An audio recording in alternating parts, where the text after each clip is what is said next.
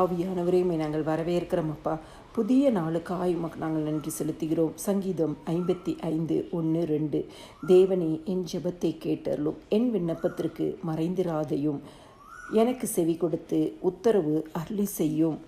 சத்துருவனுடைய கூக்குரல் நிமித்தம், துன்மார்க்கர் செய்யும் இடுக்கத்தின் நிமித்தமும் என் தியானத்தில் முறையிடுகிறேன். கர்த்தர் கொடுத்த நல்ல வார்த்தைகளுக்காய் கர்த்தருக்கு நன்றி செலுத்துவோமாக.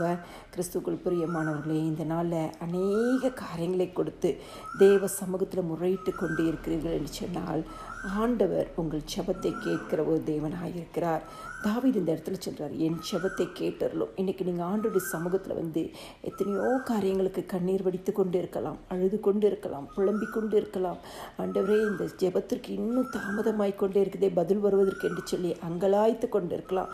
ஆனால் இந்த இடத்துல தாவீது என் ஜெபத்தை கேட்டறலும். அதே போல் ஆண்டோட சமூகத்தில் இங்கே வரும்பொழுது, ஆண்டவரே என் ஜெபத்தை கேட்டறலும் என்று சொல்லுங்கள்.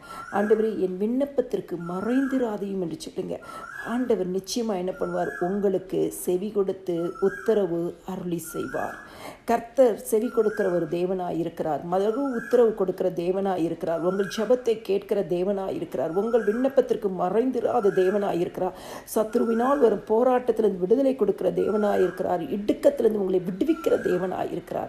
இந்த காலை வேளையில் தேவத்துக்கு வந்திருக்க உங்களுக்கு ஆண்டவர் உங்கள் ஜெபத்தை கேட்டு உங்கள் விண்ணப்பத்திற்கு பதில் கொடுத்து உங்களுக்கு செவி கொடுத்து உங்களுக்கு உத்தரவு இன்னைக்கு அருளி செய்வார்.